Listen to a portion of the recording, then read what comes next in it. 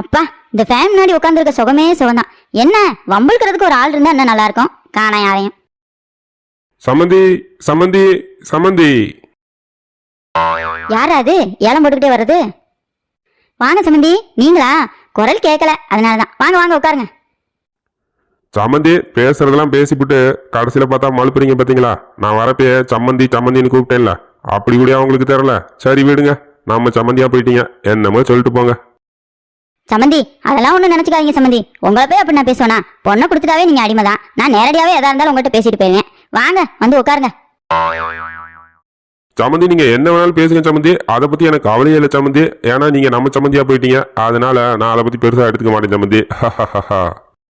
சமந்தி நானும் உங்களை கோவப்படுத்தலாம் தான் பாக்குறேன், ஆனா நீங்க கோவப்படவே மாட்டேங்கிறீங்க. சமந்தி இந்த ஃபேன் என்ன சமந்தி இப்படி பைய ஓடிக்கிட்டு இருக்கு? கொஞ்சம் வேகமா வச்சீங்கன்னா எனக்கும் காத்து வரும். நீங்களே காத்து வாங்கிட்டா எப்படி சமந்தி? வீட்டுக்கு வந்தவங்களையும் கவனிக்கணும்ல. பாருங்க சமந்தி, கொஞ்சம் வேகமா வைக்க முயற்சி பண்ணுங்க.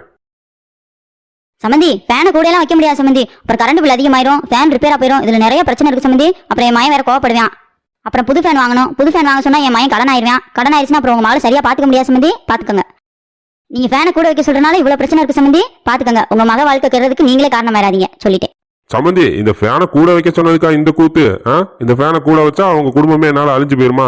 இருங்க, இதுக்கு ஒரு நியாயம் கேட்கிறேன். சாருமா சாருமா இங்க வாமா. சாருமா. பா வாங்கப்பா, எப்போ வந்தீங்க? சாருமா நான் எப்போ வந்தேங்கிறத விடுமா. உங்க மாமியா என்ன சொல்றாங்க கேட்டியாமா? என்ன சொல்றாங்கன்னு கேட்டியாமா? நான் உங்க குடும்பத்தையே அழிச்சிருவேனாமா. நான் உங்க குடும்பத்தையே அழிச்சிருவேனா? இதுக்கு நீதாமா நியாயம் கேட்கணும். நீதான் நியாயம் கேட்கணும். பா என்னப்பா, ஏப்பா அப்படி வருத்தமா பேசுறீங்க? என்ன நடந்துச்சு? நீங்க வந்தது என்னைய கூப்பிட வேண்டியதானப்பா. இவங்க என்ன சொன்னாங்க உங்களை? ஐயா இவங்க என்ன ஓவரால நடிக்கிறாங்க? சீரியலே பீட் பண்ணிடுவாங்க போலயே. அம்மா சாருமா இந்த ஃபேனை கூட வைக்க சொன்னேம்மா, அதுக்கு உங்க குடும்பத்தையே நான் அழிச்சிருவேனாமா? அழிச்சிருவேனாமா? நான் உங்க குடும்பத்தை அழிக்கிறேனாமா? சொல்லுமா, சொல்லுமா. அப்பா நீங்க வருத்தப்படாதீங்கப்பா, இருங்க நான் கேக்குறேன். அத்தை, அப்பாட்ட என்னத்த சொன்னீங்க? இப்படி வருத்தப்படுறாரு? அடியே நான் ஒன்னும் சொல்லல. இந்த ஃபேனை கூட வைக்க சொன்னாரு. நான் சொன்னேன் ஃபேனை கூட வச்சா ஃபேன் ரிப்பேரா போயிரும். அதுக்கு இவ்வளவு நாடகத்தை போட்டுக்கிட்டு இருக்காரு உங்க அப்பன். போதும் நிறுத்துங்க அத்தை. ஃபேனை கூட வச்சா அது எப்படி ஃபேன் ரிப்பேரா போகும்? ஃபேனை பத்தி எல்லாம் தெரிஞ்ச மாதிரியே பேசாதீங்க அத்தை. ஃபேனை பத்தி உங்களுக்கு என்னத்த தெரியும்? பெரிய ரொம்ப தான் பேசுவீங்க. அப்படி சொல்லுமா சாருமா. நான் இனிமேல் பேசிக்கிறேம்மா, நான் பேசிக்கிறேன். சொல்லுங்க சம்மந்தி சொல்லுங்க, ஃபேனை பத்தி உங்களுக்கு என்ன தெரியும்? எதுவுமே தெரியாம கூட வச்சா ஃபேன் ரிப்பேர் ஆயிருமா? கதை விட்டுக்கிட்டு இருக்கீங்களா? உங்களுக்கு என்ன தெரியும்? ஃபேனை பத்தி என்ன தெரியும்? சொல்லுங்க சொல்லுங்க சொல்லுங்க சொல்லுங்க சொல்லுங்க. ஏய் என்ன அப்பனு மகளும் என்ன விளையாண்டுக்கிட்டு இருக்கீங்களா? எனக்கா ஃபேனை பத்தி தெரியாது? ஃபேனை பத்தி சொல்றேன் கேளுங்க நல்லா. இங்க பாருங்க, ஃபேனை ஃபர்ஸ்ட் 1882 வருஷம் தான் கண்டுபிடிச்சிருக்காங்க. அதை கண்டுபிடிச்சவரு அமெரிக்காவை சேர்ந்த டாக்டர் ஷீலர் ஸ்காட் வீலர் அப்படிங்கிறவர் தான். முதல்ல அதை தெரிஞ்சுக்கோங்க. பெரிய ஃபேனை பத்தி எனக்கு எதுவும் தெரியாத மாதிரி பேசாதீங்க, சரியா? சம்மந்தி நீங்க சொல்றது டேபிள் ஃபேனை கண்டுபிடிச்சவரு. சீலிங் ஃபேனை கண்டுபிடிச்சது யாருன்னு தெரியுமா? இப்ப மாட்டிக்கிட்டீங்களா? சொல்லுங்க பாக்கலாம். யோ சமந்தி, என்ன சாதாரணமா நினைச்சிட்டியா? புலி பதுங்குதுன்னா அது பாயறதுக்கு தான். அதை நல்லா தெரிஞ்சுக்க. சீலிங் ஃபேனை கண்டுபிடிச்சது யார் தெரியுமா? எங்க நீ சொல்லு பார்க்கலாம். சம்மந்தி எனக்கு தெரிஞ்சா நான் ஏன் உங்கள்கிட்ட கேட்கிறேன், அதனால நீங்களே சொல்லுங்க. அப்பா ஏப்பா தேவையில்லாம அவங்கள்ட்ட போய் வாயை கொடுத்துட்டு இருக்கீங்க? அவங்களே ஒரு வாயாடி, அவங்கள்ட்ட எல்லாம் பேசவே முடியாதுப்பா. ஆமா, நீ எல்லாம் வாயே பேச மாட்ட ஏண்டி?